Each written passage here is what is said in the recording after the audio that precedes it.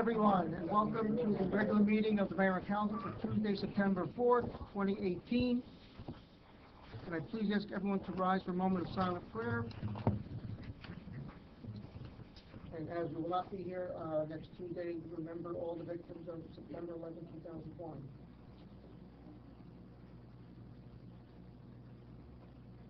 Councilman Davis, please lead us in the pledge to me. Allegiance to the flag of the United States of America and to the republic for which it stands, one nation, under God, indivisible, with liberty and justice for all.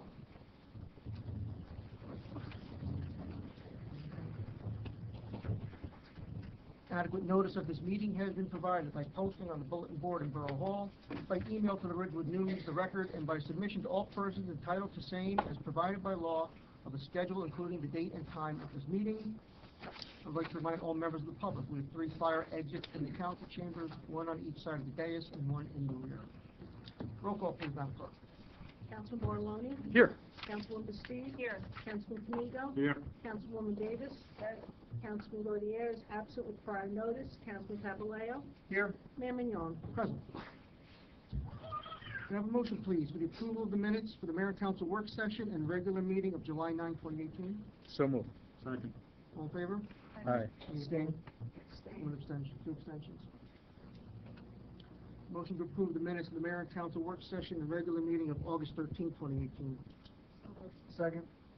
All in favor? Aye. Any opposed? Any abstentions? 1 abstention. Okay, we have 3 proclamations and awards this evening. Mr. Mayor, I'm sorry. I seconded the July 9th, but I wasn't here July 9th. Oh. I just realized that. New motion to what? Start again. A motion to approve the minutes of the Mayor and Council work session and regular meeting of July 9th, 2018. So moved. All in favor? Aye.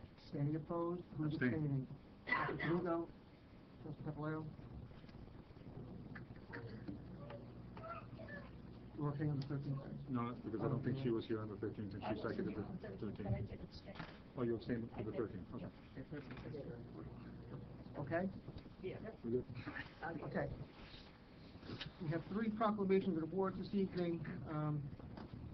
First, I'm going to ask our emergency management coordinator, Ron Starace, to come up.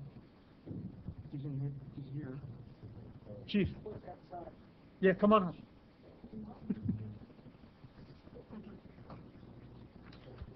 The first proclamation is for recognizing September 2018 as National Preparedness Month, and I think it's a good thing to do it while everybody's here and they can hear the Chief accept this proclamation.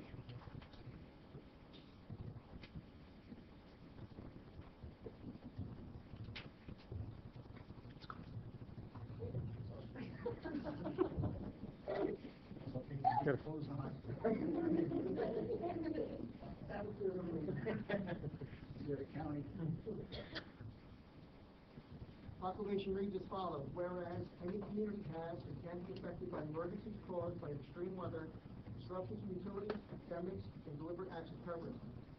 Whereas emergencies can happen any time and anywhere without notice, so it's never too early to prepare for potential disaster, where there may be limited or no availability of fresh water, electricity, natural gas, means of communication, fuel, food, or local emergency services. And whereas, since its inception in 2004, National Preparedness Month is observed each September in the United States to encourage Americans to take steps to prepare for emergencies in their homes, businesses, schools, and communities.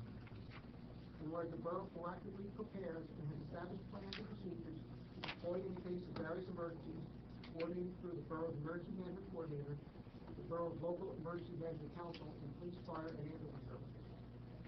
And whereas National Preparedness Month is an opportunity to raise awareness and to encourage individuals to take important preparedness steps, including getting an emergency supply kit, making a family emergency plan, being informed about the different emergencies that may affect them, as well as taking the necessary steps to get trained and become engaged in community preparedness and response efforts.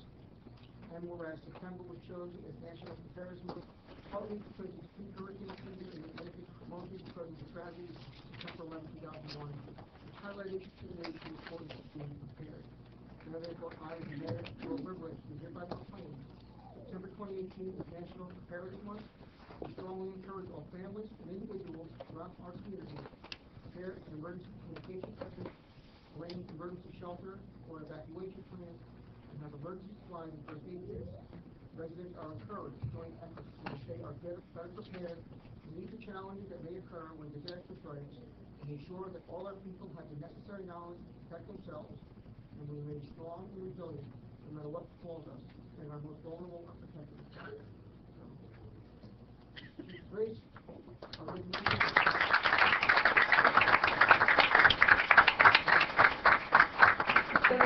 works really behind the scenes most of the time, you wouldn't know, but every time there's anything from a snowstorm to a gas leak, water main break, big versus small, this gentleman's responsible for coordinating between all the emergency services and does a fantastic job. Again, some of you not out there in the public, you don't see what he does, but I tell you, if people in the case tell you that he's very committed to the borough, and I couldn't be more pleased with the way he keeps me informed and that I keep the council informed of what's going on when we have difficult situations. So, thank you again, and thank you.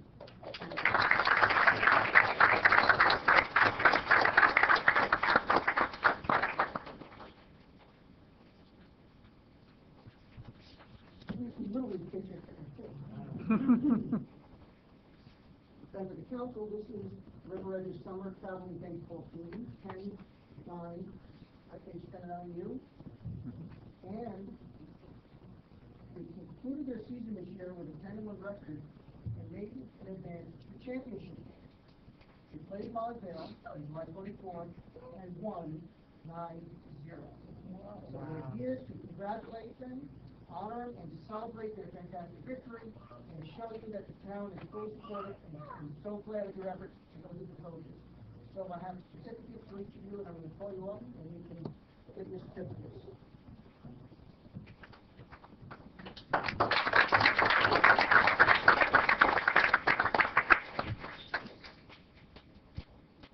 For our coaches, Clark, Green,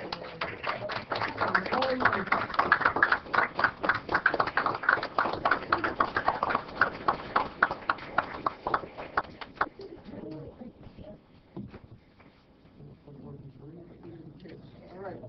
I'll call you up individually, and then we'll hold the course to the end. Kyle Wang.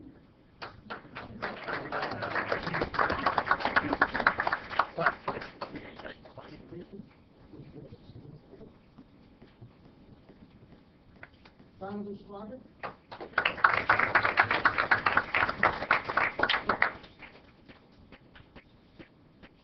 Zion Ewing.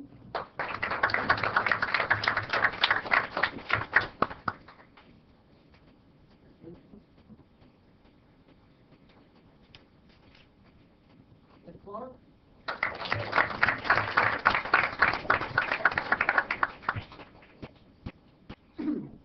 Hope Crane.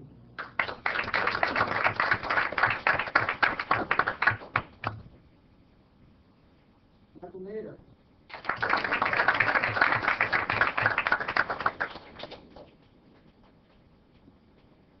Michael Julian.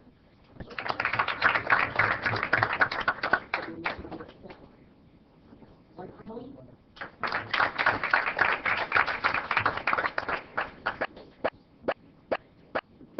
Jonathan Campos.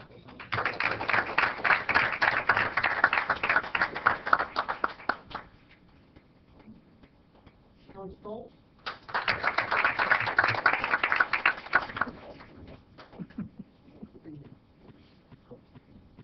Nicholas Forrest.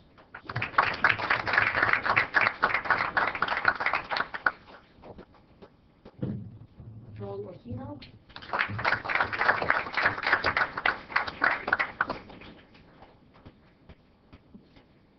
Frankie Petrosino.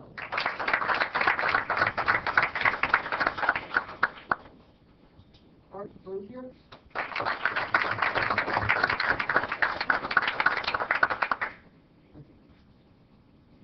Okay, head coach Mitch Clark.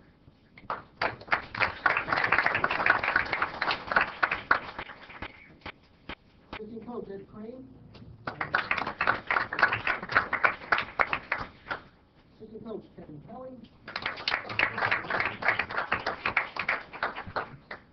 and Steamboat Tap.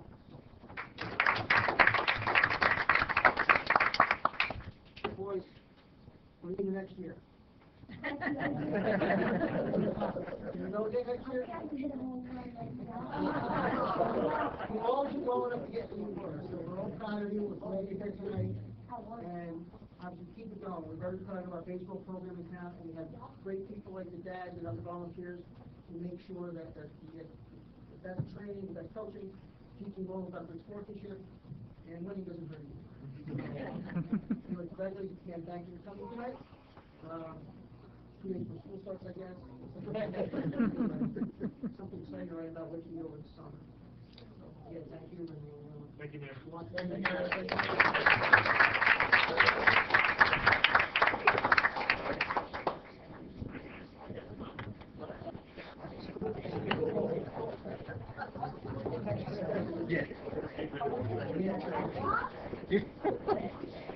Yeah, Nicholas? Yeah. I don't know. My little guy's only going into kindergarten. I'm not there yet. He's a miniature version of you. It's incredible. It's great. See you later, Paul.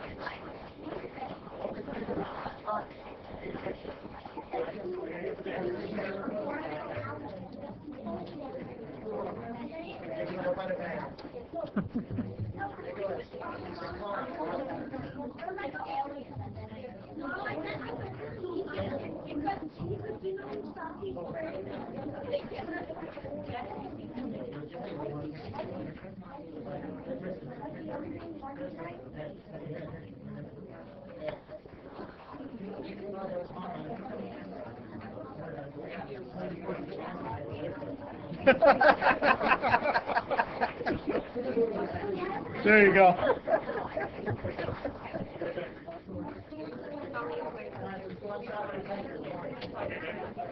There, Paul.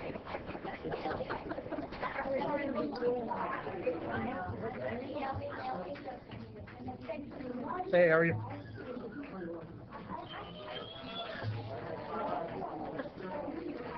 And just like that, the room's empty. You have a problem with that? Usually when it's full, it means they're angry.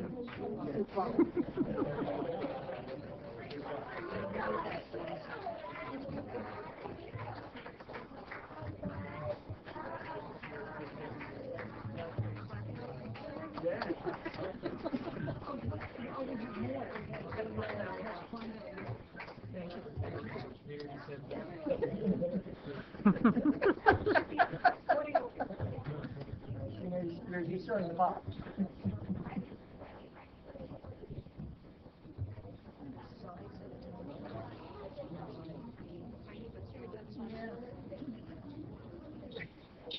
Right. Actually, you should be more impressed with her. She did sorry. You signed it.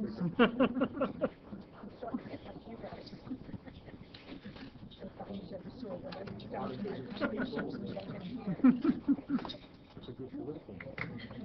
Yeah, everybody's on the phone. No,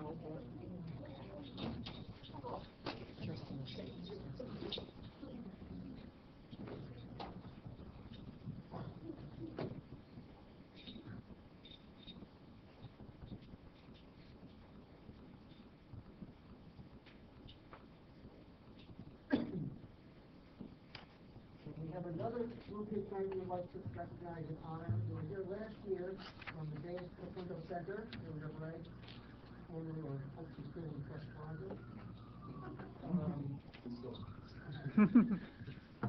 If you know, they continue to do excellent programming, and we have even more people who've gone further than they have in the past. And in general, recognizing achievements made at U.S. Nationals that were held in Salt Lake City. And I'm going to go by names, and we'll call everybody up, and we can have a certificate for you. The first certificate would be for Gabriella Robb, gold medal in junior Kumse for blue belt 15 to 17 age group, and bronze medal in junior sparring for blue belt 15 to 17 age group forward.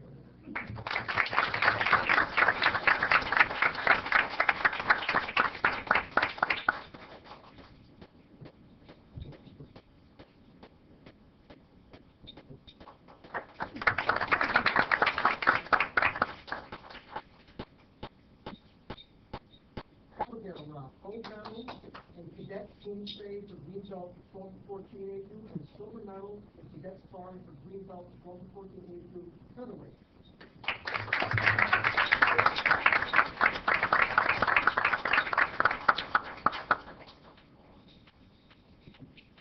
Sidney Boas, bronze medal in youth Kumse, am I saying that correctly? Yes, sir.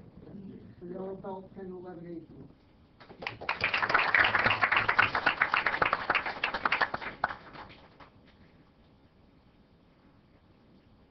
Ethan Lay, bronze medal in tiger sparring for yellow belt 8 to 9 age group, lightweight, and 6th place overall in tiger Kumse for yellow belt 8-9 age group.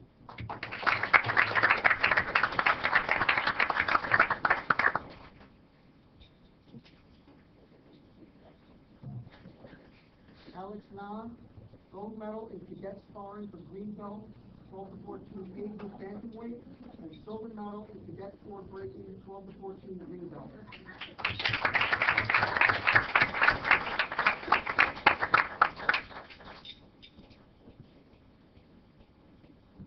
Jaden Na, silver medal in youth sparring for yellow belt 10 to 11 age group lightweight. Jaden.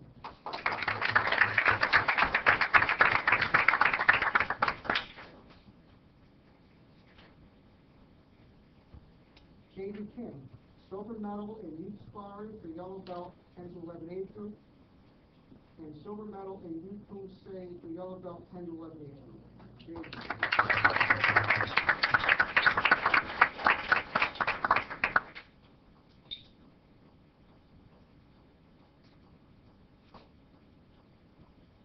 Sophia Shin, gold medal in junior sparring for green belt 15 to 17 age group lightweight, gold medal in junior Kumse for green belt 15 to 17 age group.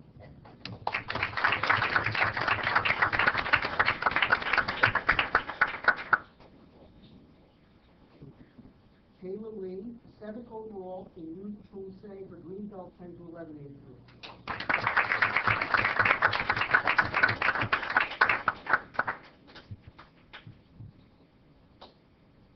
Jackson Lee, bronze medal in tiger board breaking for green belt 8 to 9 age group, bronze medal in tiger sparring for green belt 8 to 9 age group lightweight.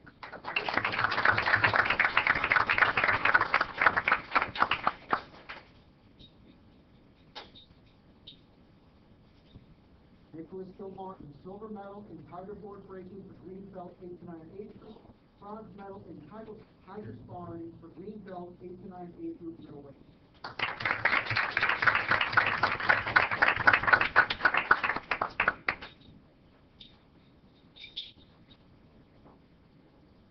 Daniel Lynn, bronze medal in tiger board breaking for green belt 8 to 9 age group.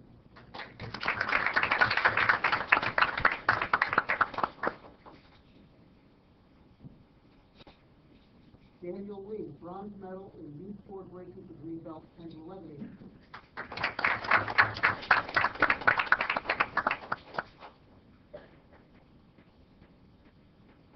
Aidan Lynn, bronze medal in cadet board breaking for red belt 12 to 14 age group.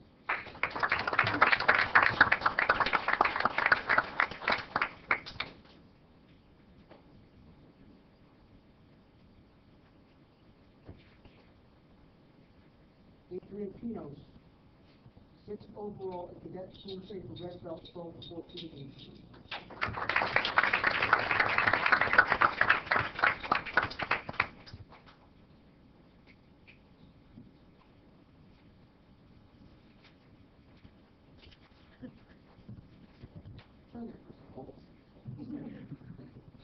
I've got more certificates than have names.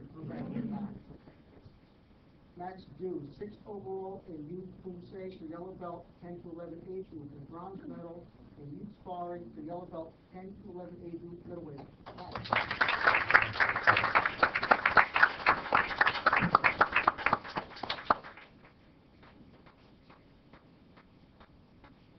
Edwin Chapman III, gold medal in board breaking for green belt 8 to 9 age group.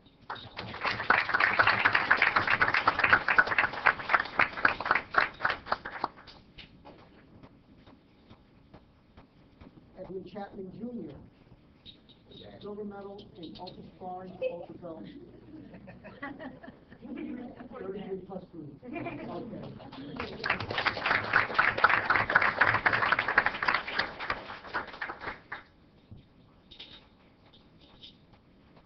Ryan Pat, assistant coach for U.S. Nationals for James Taekwondo, Team Tiger at age 17, also past U.S. National Champion in 2017.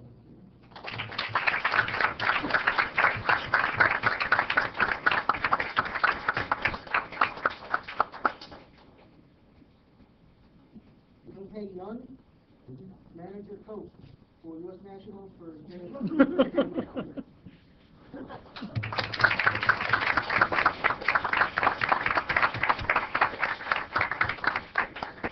And last but not least, we have to have a certificate for master. Mr. Young is leading me and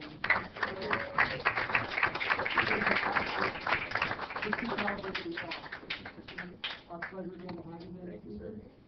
Keep it up.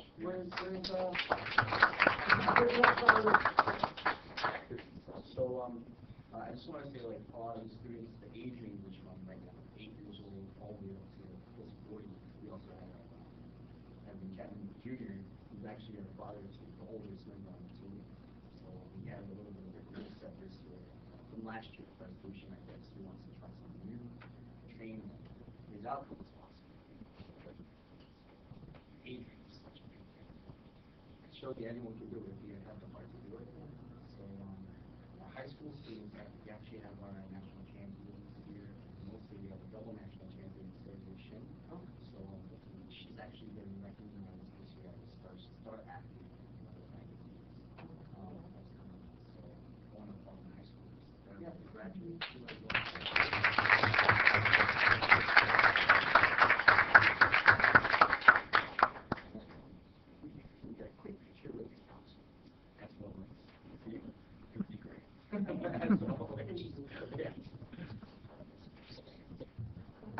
Why don't you have them come in front of us and we'll stand?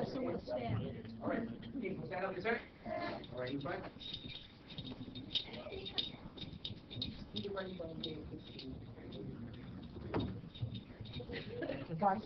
Come on around. Oh, you can walk in the back, and not so fall in the front.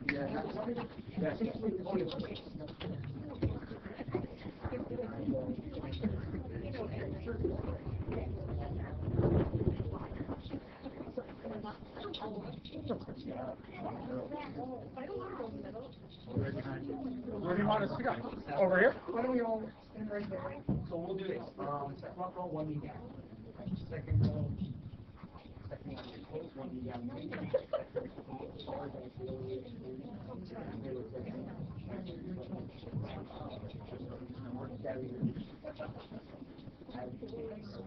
Next to that.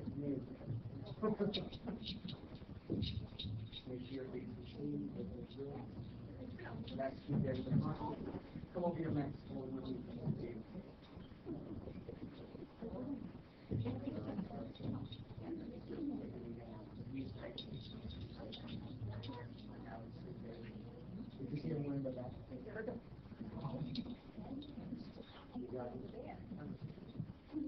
On three, 1, 2, 3. No smile, no smile. All right, take a smile. Fist tight in front. Ready, 1, 2, 3. Cheese. Hold the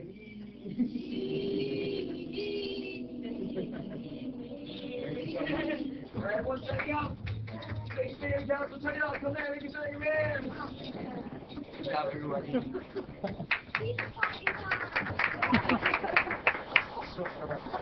They're awesome.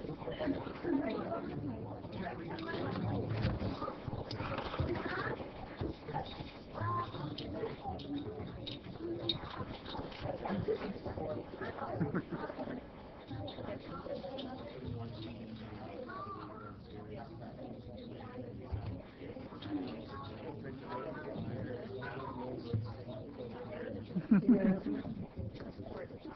our school, we say the pledge, and then on Mondays, we sing the alma mater. Yeah, the principal, when she came in about 6 years ago, had the music teachers write an alma mater, and so we all sing it on Mondays. Yeah, it's nice. Motion to adjourn? Someone. We'll give them a minute to clear out. Thank you. You're welcome. Are you back in your space? Congratulations. Are you back into your space? So, just wanted to, we got expedited back for a facility 2 weeks ago. So prior to that, public schools considered necessary, we did practice in school in the Cherry facility before we got the facility back. And, it's been 2 weeks, but it's still an ongoing process. We're glad you're back. On our side, we just need to be back, that's all. We're glad you're back. We're also, very appreciative of the school board accommodating you when you needed it. And this morning, we actually had a faculty training practice at Cherry Hill. And they had a huge, teacher meeting, so, actually, they were actually training for an hour with myself. They invited me, and they were just sweating. It was awesome. So the school board's been really, really, Have you guys received any funding yet from the Lions Club? So, the next question I wanted to ask, I know Mr. Wednesday came in now, just the approach of each tenant about different situation. But, on our instance, we haven't heard anything, funding donations or anything further. So he progressed to us as the loan assistance program. That's what they are. So, he approached us as if he wanted to expedite the fund first, this team. In the back of my mind, I'm thinking, why is he coming out? I thought it was a donation that needs to be still that needs it the most, if we're going to restore that principle. So the situation at hand is, who's keeping the account? Who's keeping track of who's doing it? This was a completely private endeavor by the Lions Club. Right, so I just wanted to bring it up. It's definitely concerning the parents, but definitely talking about it. Not everyone's quite really happy to have saying, representing the situation, representing because there's a lot of people, as you can see, donating, they actually, they came up to me, oh, people to donation. But we are only doing it. We don't need it.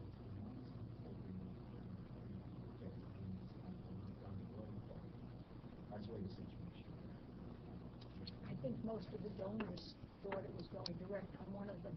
I'm one of them, and I thought so too. I was sure it was. Well, So, I guess. I would suggest that either a representative of tenants or you go to your management company and contact Mr. Dunsey and see how they set this up and how they intended to distribute whatever they could. Yeah, I mean, overall, I think, so we just want to know if it's going to be correct facility. The people that are really used, like our team parents, we make sure every facility can protect the tenant for that something wrong. And then, we just question how the parents are doing it. And they're all, majority of them are people.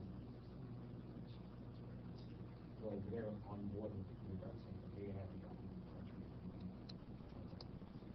I guess that's where they're at. Right, Thank you. Thank you. Thank you. Thank you.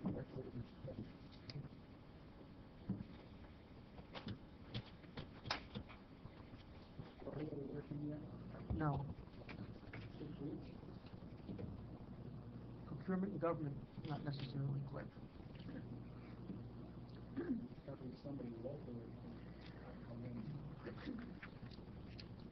appointment and personnel changes this evening. A motion to approve the salary change of Peter Stitz, Mechanic 1, in the Department of Public Works, from an annual Step 1 salary of $76,760 to Step 2, $77,207, effective September 5th, 2018. So moved. Second. All in favor? Aye. Any opposed? A motion to approve the salary change of Francis Gallagher, Laborer 1, in the Department of Public Works, from an annual salary of $59,544 to $60,024 due to an increase in longevity from $960 to $1,440, effective September 5th, 2018. So moved. All in favor? Aye. Any opposed? Motion to approve the hire of Matthew Kaufman as a library page, 9 hours per week, $8.60 per hour, effective August 21, 2018. Second. All in favor? Aye. Aye. Any opposed? Motion to approve the resignation of Anne Marie Rudis from the Traffic and Safety Committee, effective immediately. So moved. I had sent Anne Marie a short email just thanking her for her service on the committee, and hopefully in her future will allow her to participate in something else in the future. So, all in favor? Aye. Any opposed? Motion to approve the salary increase of Brian Estevez, Patrol Officer, from an annual Patrol Officer 18th grade salary of $47,632 to Patrol Officer 17th grade, $56,038, effective September 7th, 2018. So moved. All in favor? Aye. Any opposed? Motion to approve the salary increase of Zachary Ham, Patrol Officer, from an annual Patrol Officer 18th grade salary of $47,632 to Patrol Officer 17th grade, $56,038, effective September 7th, 2018. So moved. All in favor? Aye. Any opposed? Motion to approve the salary increase of Dennis Griffith, Patrol Officer, from an annual acting sergeant salary of $136,703.13 to $139,332.04 due to an increase in longevity from 4 to 6%, effective September 19th, 2018. Second. All in favor? Aye. Any opposed? Two appointments this evening. I'm going to appoint Jennifer Salva to the Traffic Safety Committee to fill the unexpired term of Anne Marie Rudis to 12/31/19, effective September 5th, 2018. I've appointed Pamela Gould, who was an alternate in the Environmental Protection Commission, to fill the unexpired regular term of Greg Ogden to 12/31/19, effective September 5th.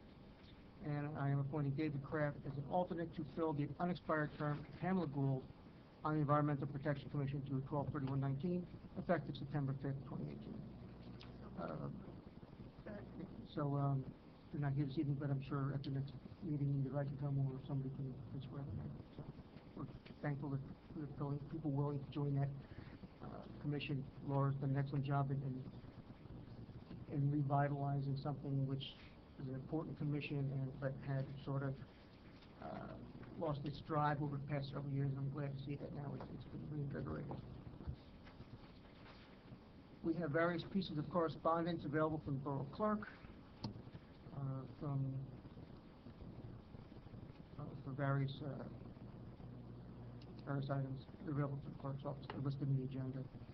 We also have monthly reports from the Land Use Board for January, February, and April 2018, the Tax Collector in July 2018, and the Recreation Commission May and June 2018.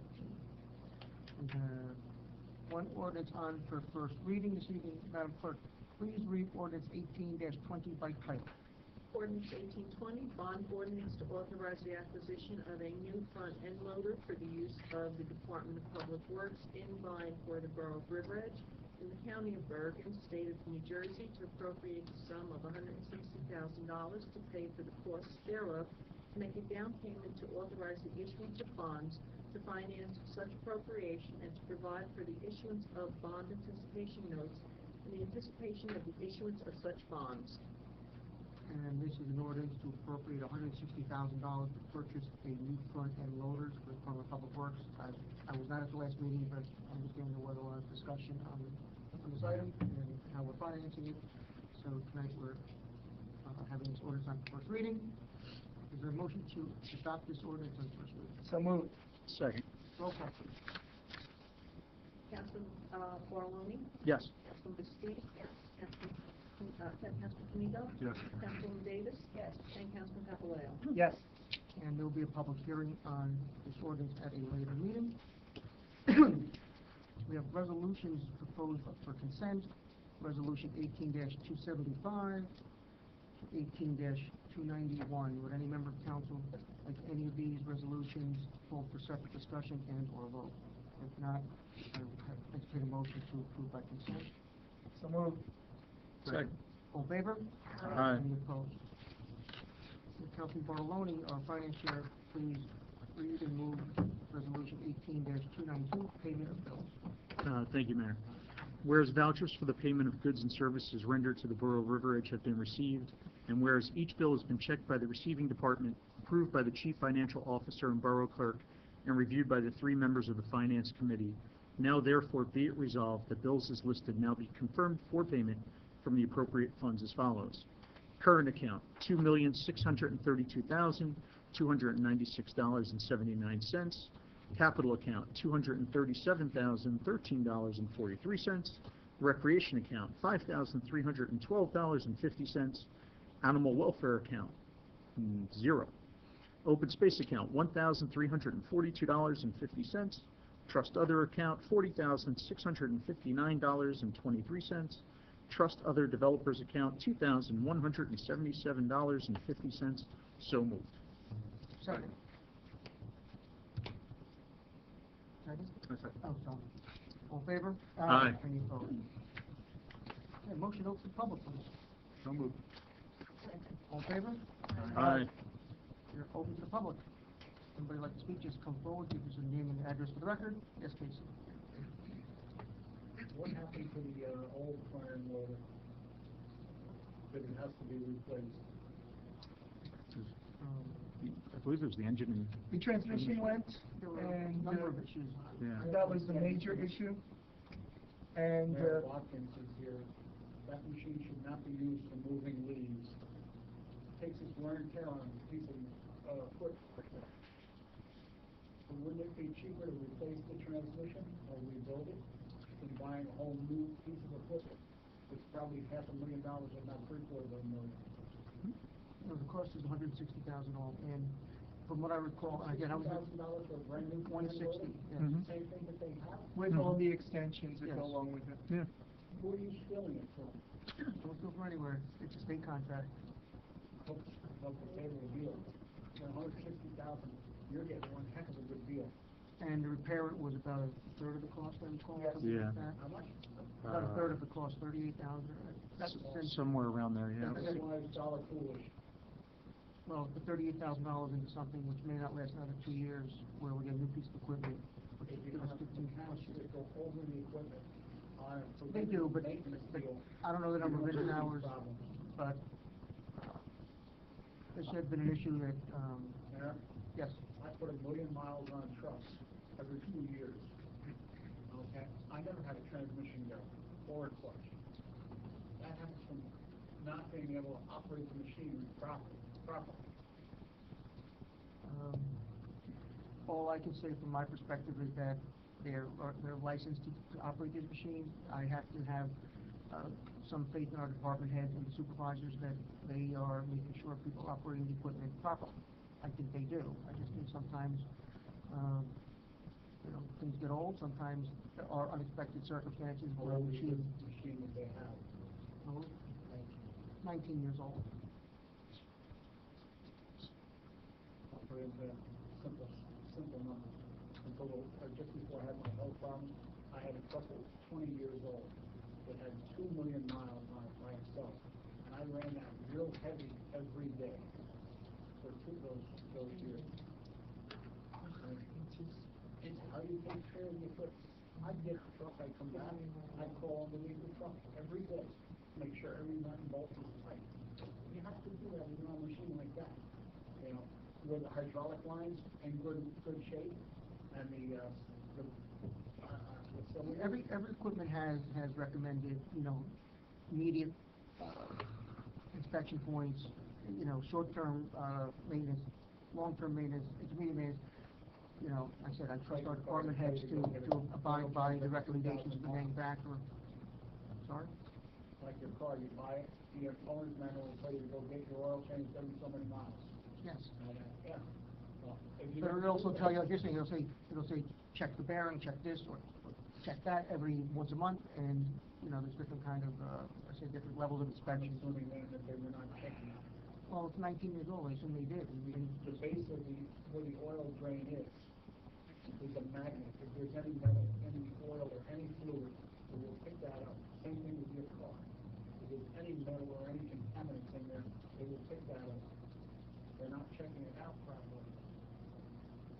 Maybe you should look into hiring a mechanic.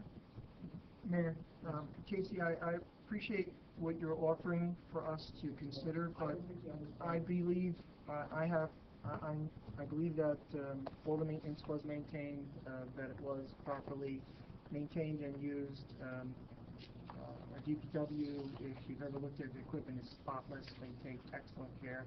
We have excellent mechanics. I understand your, Wash the trailers every month, the trailers great. it got a lot of use, is what it really came down to. It's not made when you push around piles of leaves, you know. That's what I'm trying to say. It You doesn't roll it out simply and move leave leaves. On leaves. Yeah. It doesn't, it's not made to pick up leaves. What's made to pick up the leaves is the vacuum that they bought approximately 8 years ago. I think that they used it properly. Is my opinion, DPW is doing an outstanding job. But I do respect your opinion, Casey, and will certainly take into consideration to make sure that What we we would be doing with the old machine is straight hit. trade it in. what's the value? 32 gas miles. And that's just a bad transmission. Yes.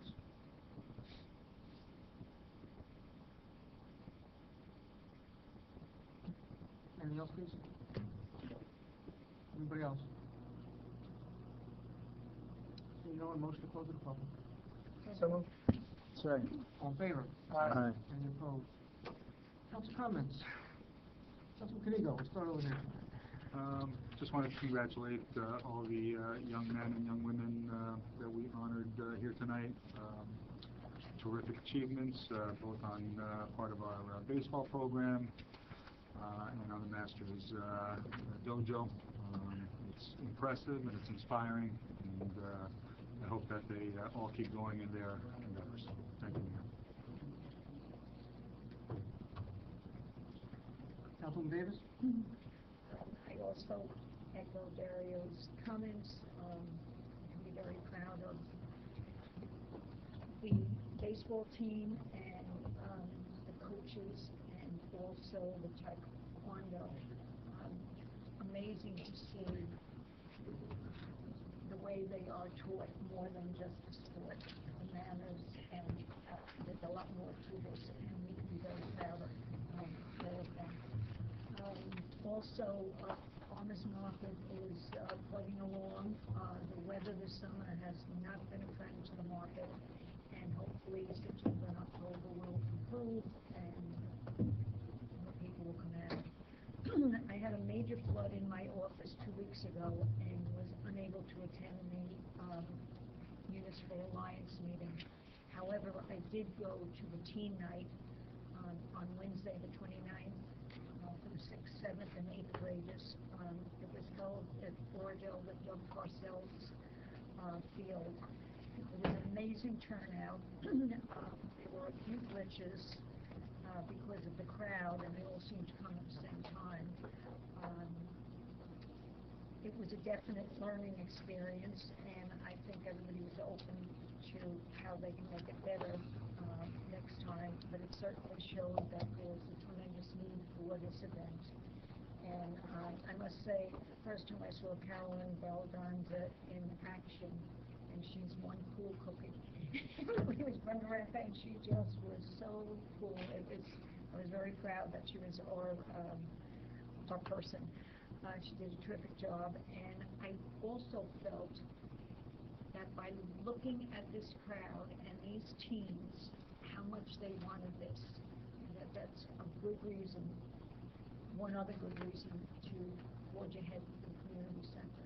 It was, there's a big need out there, and it just put it right up before my eyes. That's it, Mayor. Councilman Justine? Thank you.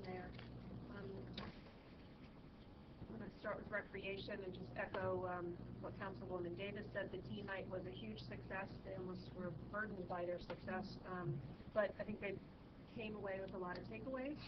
And I was proud that the River Edge Recreation Department and Municipal Alliance were partners with Oradell. It's the first time they've done something cooperatively.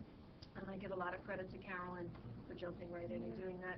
She also will be holding a teen focus group next week.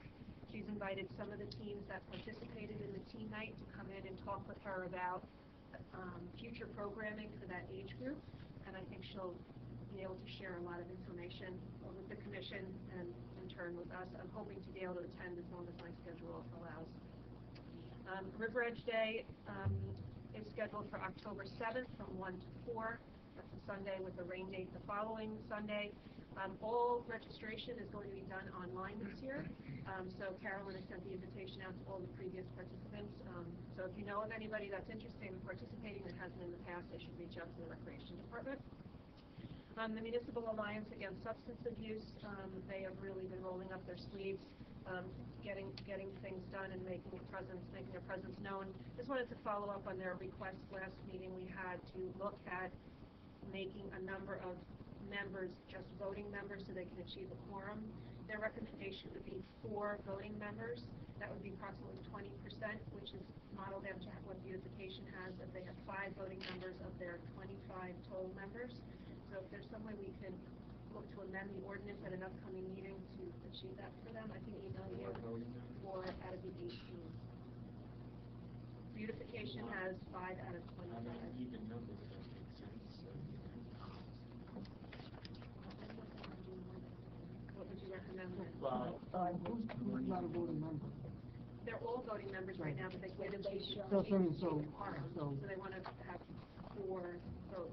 4 people would achieve a quorum. Yeah, but that's the same for here. right, yeah. No. Could we make the chairwoman who breaks the tie? Or are you So recommending the 5? 5. They have a concern about that.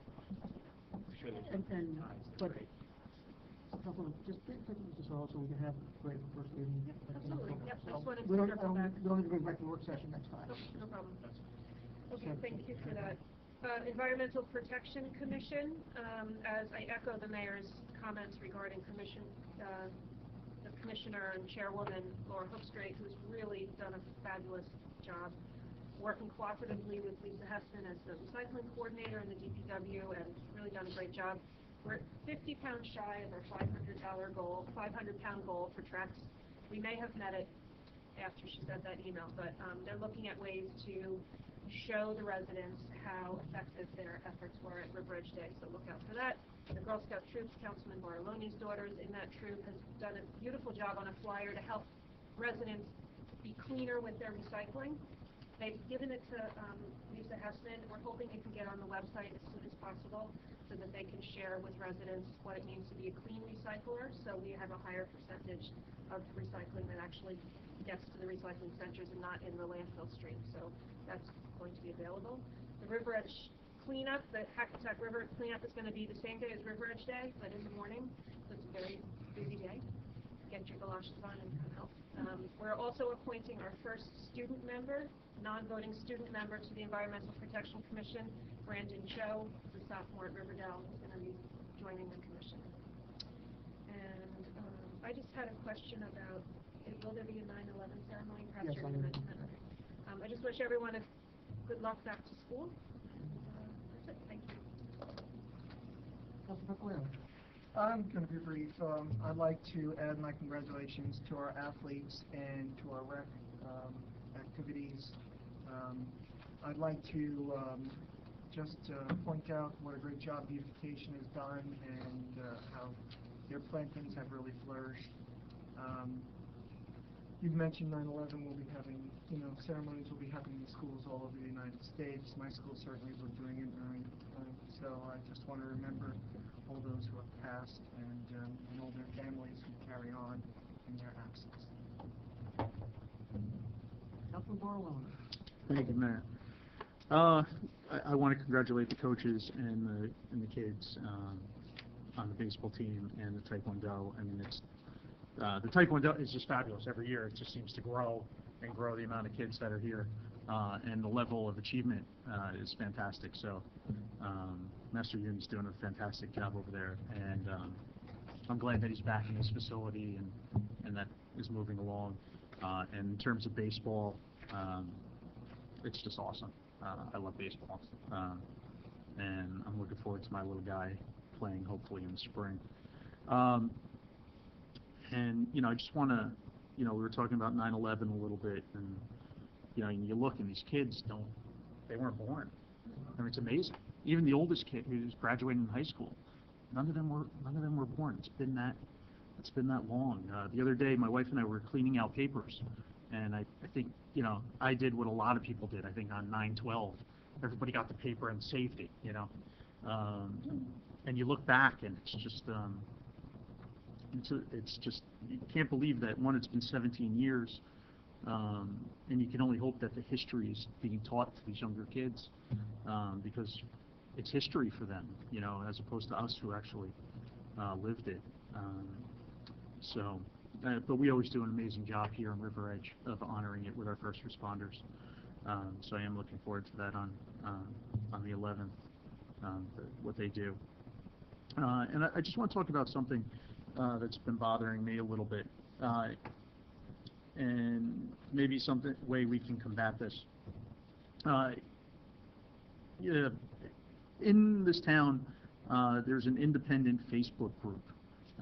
It's River Edge Community Group, and this page is designed largely for information, and it seems a lot of people use it for soliciting services and recommendations for things like that.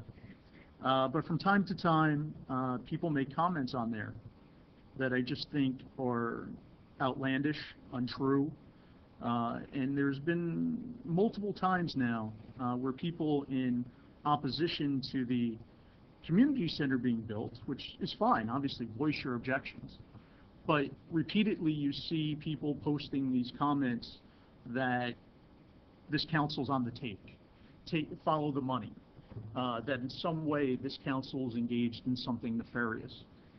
And that's slanderous, it's defamatory, and it's simply untrue. And as much as I don't like to reply to things like that, the fact that people would say that and do that just indicates how little they know about the people who serve up here and the job that we do. I can honestly say everyone up here is honorable and committed to the borough of River Edge. And to say things like that, I just find completely and utterly upsetting. And I hope whoever is the administrator of that page takes some action to curtail that type of discussion, particularly because it is tortious in nature. And it's just unacceptable. So I wanted to address that, but I want to also address it in a different way as well. And I encourage everyone, what I've been looking at a lot of times is, I was wondering if other towns have apps, how they inform their residents of things. Because what I'm finding is that nature hates a vacuum. And what I'm seeing is people are filling a vacuum. There's a lack of information. And so they're filling that vacuum with half-truths and accusations and nonsense. Recently we had a resident say that the tennis courts and the Soldier were being taken down in Memorial Park for the community center. And that couldn't be further from the truth. I mean, if you look at the plan, you go, the tennis court's not there. Well, because it doesn't reach the tennis courts. But you have this kind of information that's out there. So what I wanted everybody to look at, and this would be in conjunction with really redoing our website as well. If you go on, either if you have an Apple or, go on the app page, or I don't know what Google has, to be quite honest. But if you look at the borough of Red Bank, Milburn Township, Middletown, New Jersey, Township of Union, Montville Township, Cape May County, Township of Maplewood, you'll see this company designs apps. And it actually is a really good format. And it also, what I think is of huge benefit, is that it'll actually push notifications to people. So a lot of times people complain Nixle doesn't tell them enough. But this would actually sign up, and you'll get various notifications of a whole host of things. You can sign up for a million different things that you want to get notification of. So I just want everybody to maybe take a look at it, and then when we have the next work session, I'll put up a little screen and show it to everybody in the public in general. But take a look, download those apps, and just take a look at it, because I think we have to fill that vacuum. We have to be better at filling that vacuum. I know we're going to do it with TV, and that's going to come online soon. But I also think we have to focus on filling that vacuum, so that there aren't these half-truths and nonsense out there that the public, is reading. So, something to look, just take a look at it if you can before the next meeting. All right. Thank you. I'll start with that. I was going to mention the issue with the soldier and the tennis courts also, because that's everybody has a right to object to us building this building. People could protest, object if they want, but one thing they shouldn't be doing is changing the facts to suit their argument. And I know I am, and I'm sure everybody is willing to make their case why we think we should be going forward with this and doing what we can to address all the concerns that have been raised. But again, to the councilman's point, misinformation is taking over. And not only was it just the statue, the tennis courts, I'm hearing estimates of $3, $4, $5, $6 million, which is nowhere what we're talking about. The councilman mentioned they're implying corruption, that we have some kind of ulterior motive. They're saying taxes are going to skyrocket next year. We have to raise the budget $2 million, which is absolutely, completely untrue. I like to remind people, this council delivered a 0% increase in municipal tax rate this year. Last 3 years, I believe we were 1% or lower. This council and myself have done nothing but work tirelessly to get these financial house in order here. And I think because we've been able to do that so well, we actually have the capability to build this building and not have it being a burden on the taxpayers. So, again, the financing is something that needs to be discussed. Along with that, they're saying, well, the council must be ignoring other priorities. We're not paving streets. We're not fixing whatever. Again, that's not true. All the capital requests, we have issues every year with the capital. If you go back 10 years, we try to stay the same level of capital expenditure to keep the debt service relatively even. That has not changed. Again, apparently only myself and Councilman Bartolone are the only two people in favor of this, and the rest of you must just be going along for the ride. But from what I understand is that I didn't realize I was that influential, but I take the compliment if that's true, which I know it is. But there's also some information about transparency, and this suddenly came up. And again, I've had several discussions with residents, and it's not to be glib or to try to do tit for tat, but this has been going on since 2009, when previous council first entertained buying the American Legion property. 2010, it was a major issue.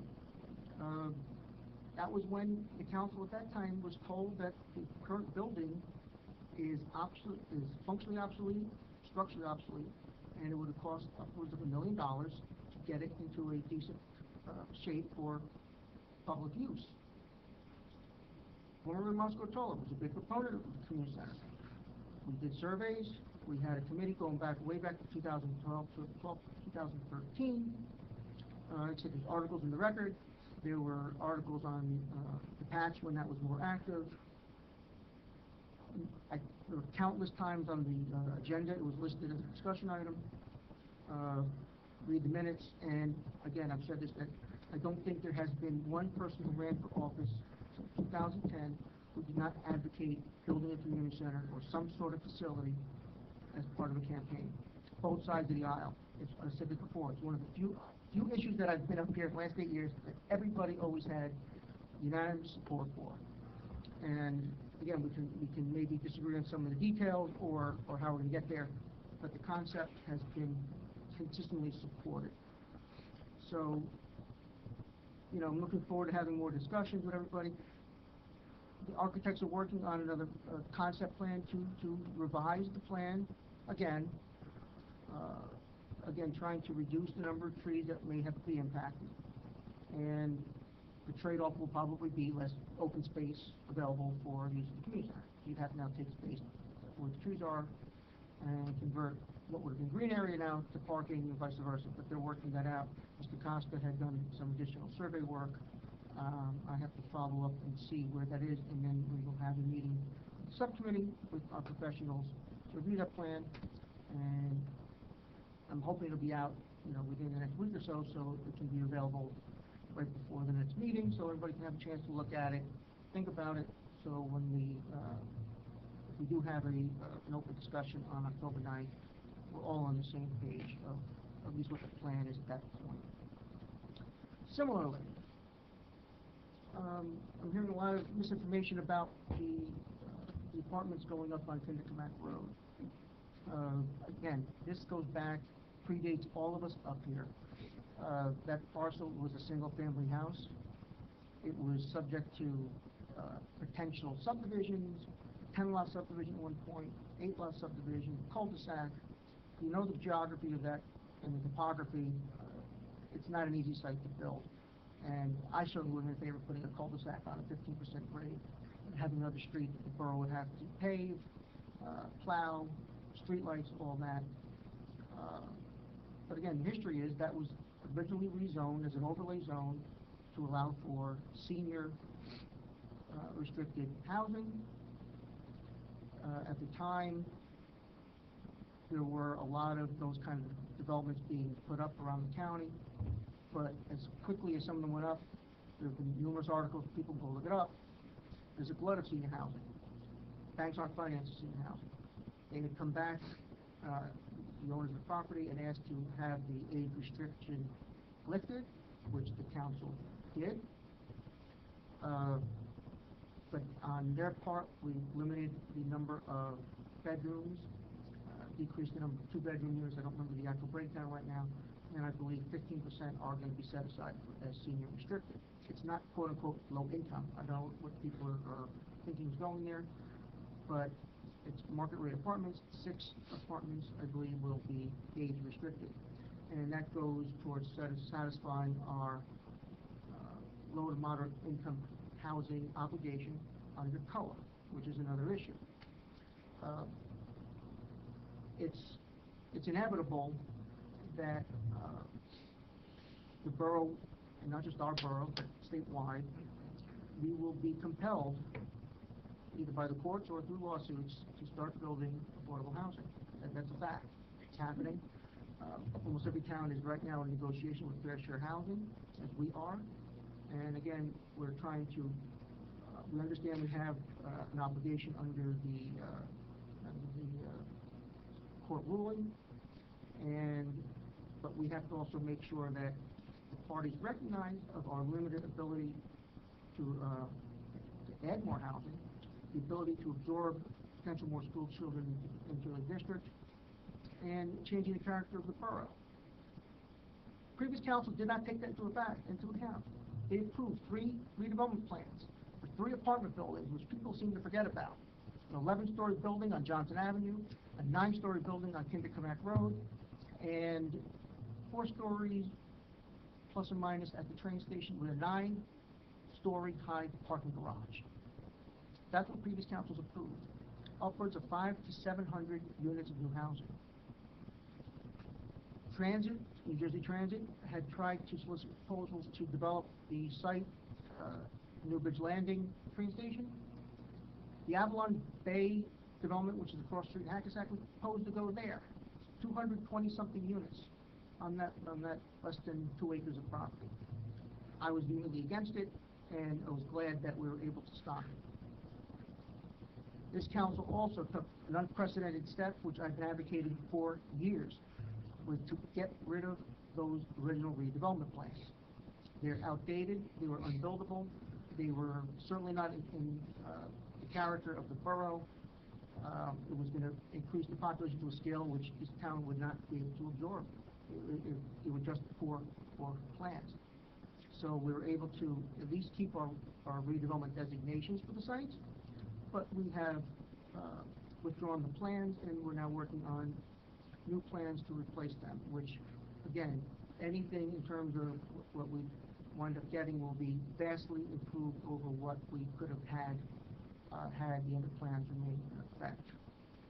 So I think we need to have an ongoing discussion with the public, with the council, and when we're on TV, people hear, you know, CO is a real issue. It's something that's going to have to be addressed. And again, people can dissent. I appreciate dissent. I've been dissenters myself. Sometimes I was the only one up here dissenting against 6 other people. That's fine. But at least try to do your homework, be prepared, and back up your position. That's all I say. I try to do that every time I sit up here. I try never walk into this room not prepared for something. And do I have all the answers? No, I don't. I never claim to. But I always try to at least gather as much information as I can, so when I say something, at least I think I have the backup to support it. And I think that's the only fair way to have honest and open debate, whether it's among the council or with the public. Right. So, it's been a crazy summer for me personally, for a lot of reasons. But now that we're back in gear, school starting, heading into the fall, I think there's some topics I hope the council can address before the end of the year. You mentioned about the zoning ordinances. Councilor Canigo and I have the land use board meeting tomorrow night. I'm trying to, maybe we'll set up some schedule to have a subcommittee meet with, it's ostensibly for the master plan re-examination, but it's also going to take into account some of these redevelopment issues. And with that goes along with things like signage, facades, things that I think we need to continue developing responsibly. Another issue comes up a lot. We've said it before, and it came up again today: trees. I have recurrent emails from several residents that they're just not satisfied with the response they're getting either from the Shade Tree Commission and or DPW, and these people have legitimate concerns that some of these trees may be a danger to property, and in some cases they can endanger lives. The process we have in place is awkward, cumbersome, and slow. It's not responsive. People don't get spoken to directly, and I've said this several times, we need to look into our original ordinance and look to put some of these protections in place for residents. There needs to be some discretion for residents. If they think the tree needs to come down, maybe there's a way for them to have a process to have a permit, take it down at their own expense. I don't know. We have to clear up what's going on. Shade trees and sidewalks. Casey again is making points again that this is a widespread issue, and we need to get some understanding or some direction with the Shade Tree Commission as to how we think we can address this going forward. Just for, I guess, some housekeeping issues, I think we sort of just fell out of follow-up with the swim club. I think the season's over now, but I think that's something we should reach out to them and get everything in place for next year. Similarly, all the agreements with the Board of Ed, where we stand, let's try to get those wrapped up. One thing that every time Neil Carroll sees me, he reminds me, and I don't disagree with him, is trying to get out public information to people about their house numbers. And there's so many houses do not have visible numbers, and it's a danger to them.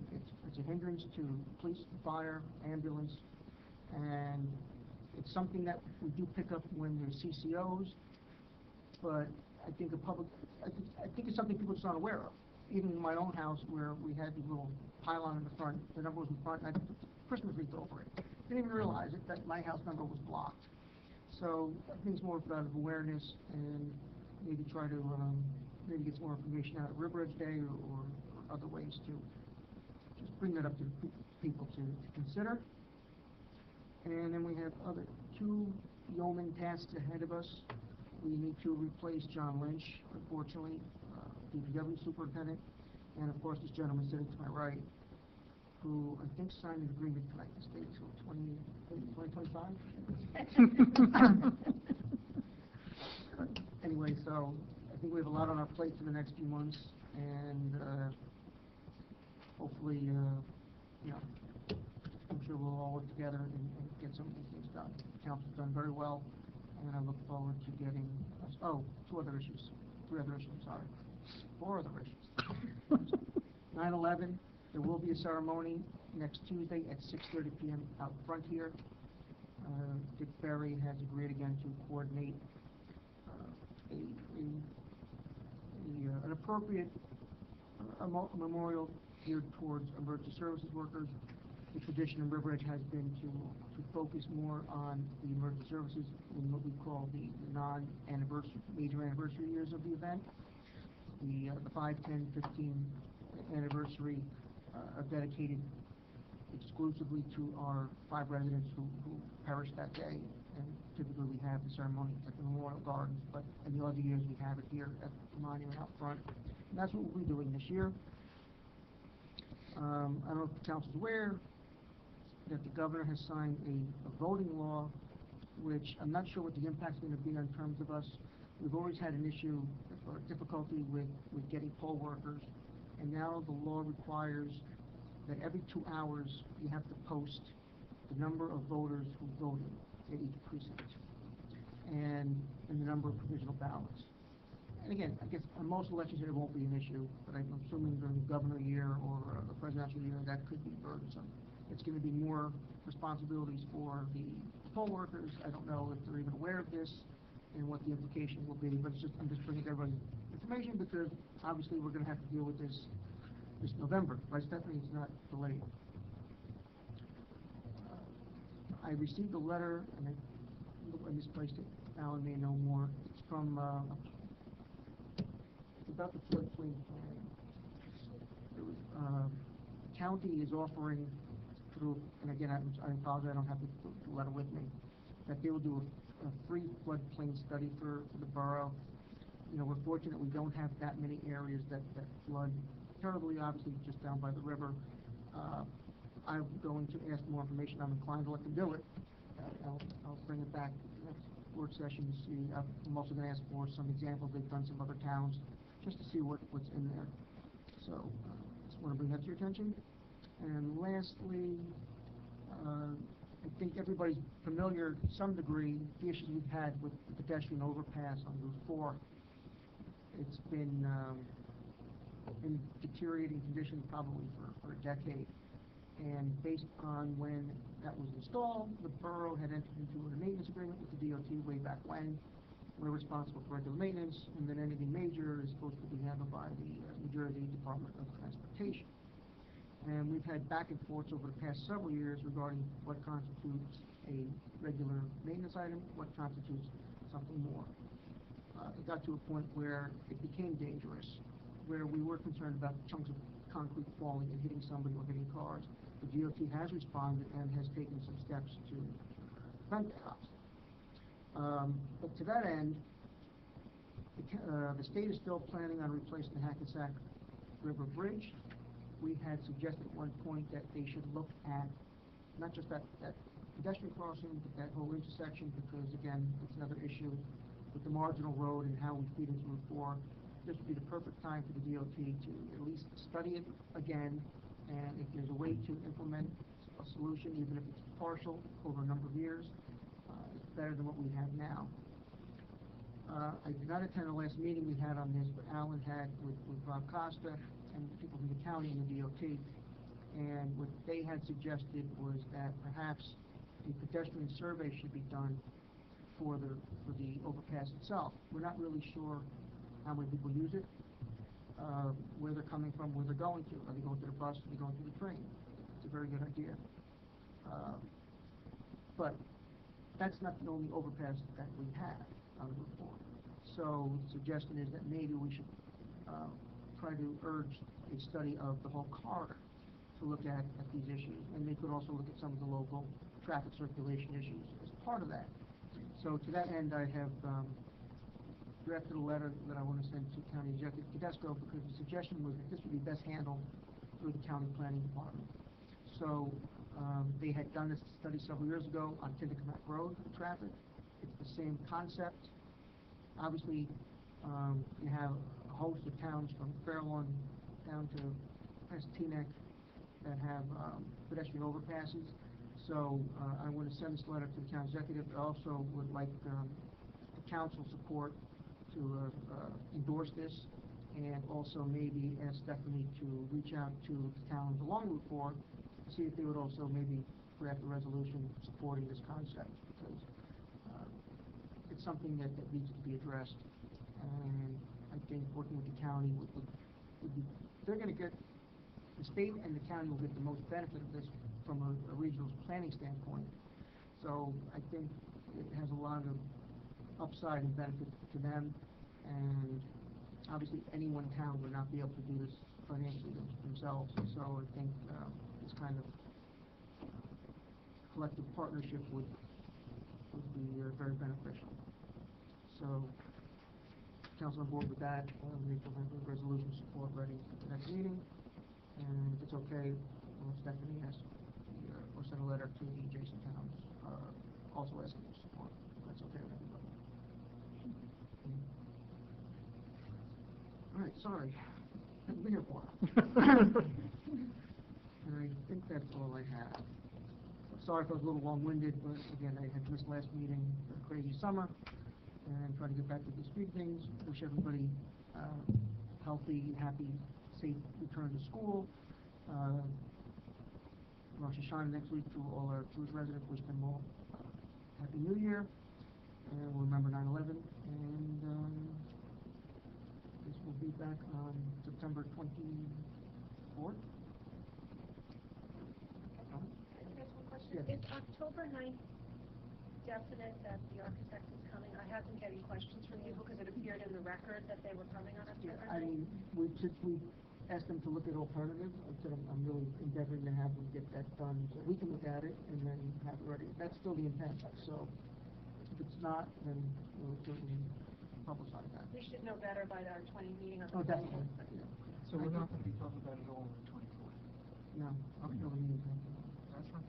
I mean, obviously, the reason what you want, but. No, but.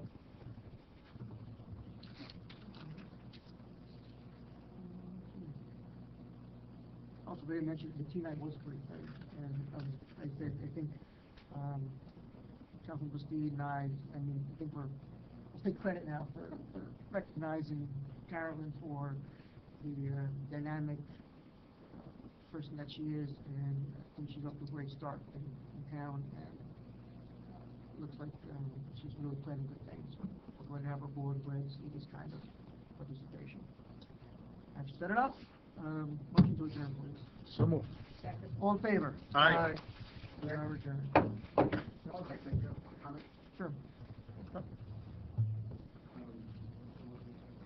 Do we need to We're come back in? yeah. Yeah. Yeah. In regards to the development on Kennedy Road,